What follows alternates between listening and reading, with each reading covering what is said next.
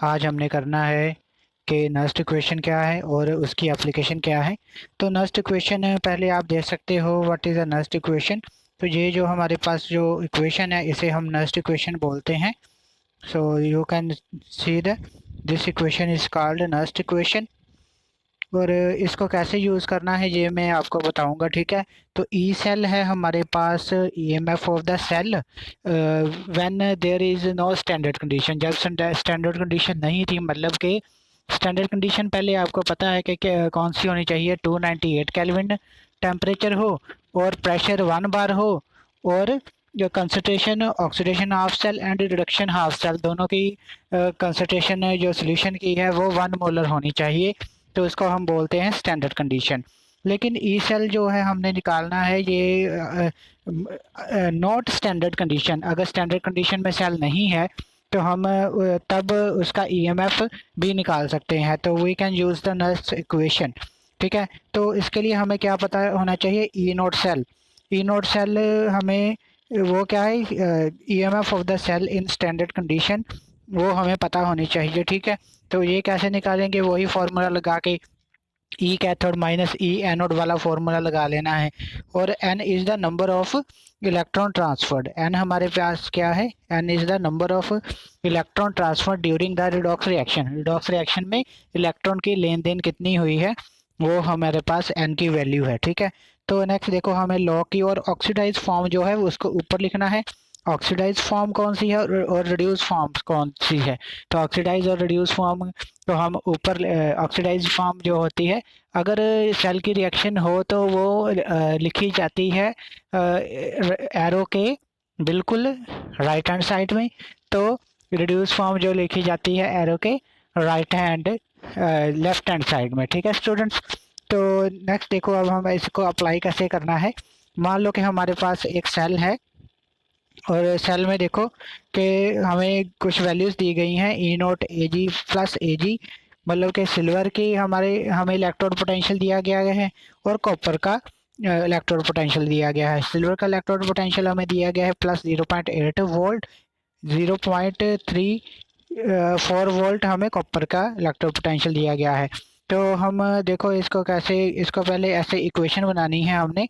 तो इक्वेशन बना के देख लेना है कि कॉपर है जो कॉपर 2 पॉजिटिव में कन्वर्ट हो रहा है और एजी है वो एजी पॉजिटिव जो है एजी में कन्वर्ट हो रहा है।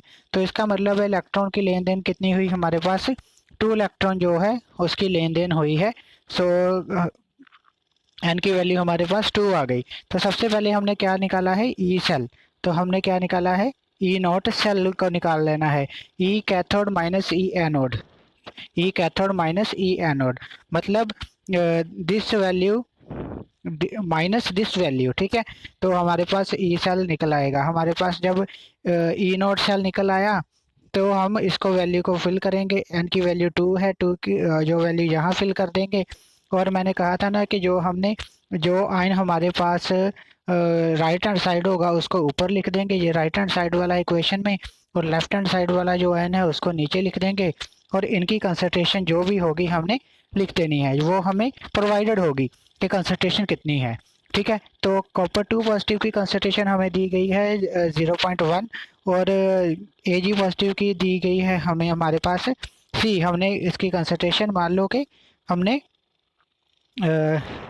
इसकी कंसंट्रेशन हमने निकालनी है। सो सी स्केयर लिखा हुआ है, ठीक है इसका।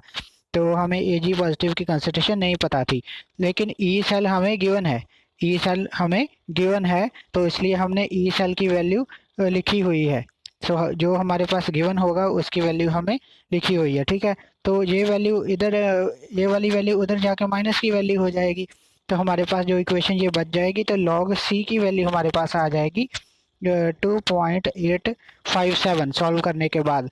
लेकिन हमने निकालनी है वैल्यू सी की। C is the concentration of A G positive here. तो लॉग सी, एंटी लॉग लेंगे इसका हम। तो एंटी लॉग लेने के लिए हम क्या करेंगे, हमें टेबल की हेल्प लेनी पड़ेगी। तो टेबल की हेल्प लेने के बाद हम एंटी लॉग हमने सी का निकाल लिया। तो 0.07194 हमारे पास molar concentration of A G positive आ गई। तो इस फॉर्मूले को हम ए जी फाइंड आउट करने के लिए भी use, E cell find out करने के लिए भी यूज़ कर सकते हैं, ठीक है स्टूडेंट्स। तो ये होगी इसकी फर्स्ट एप्लीकेशन। कि हमें कंसंट्रेशन ऑफ सोल्यूशन में कैसे फाइंड आउट कर सकते हैं। ओके स्टूडेंट्स, तो नेक्स्ट हमारे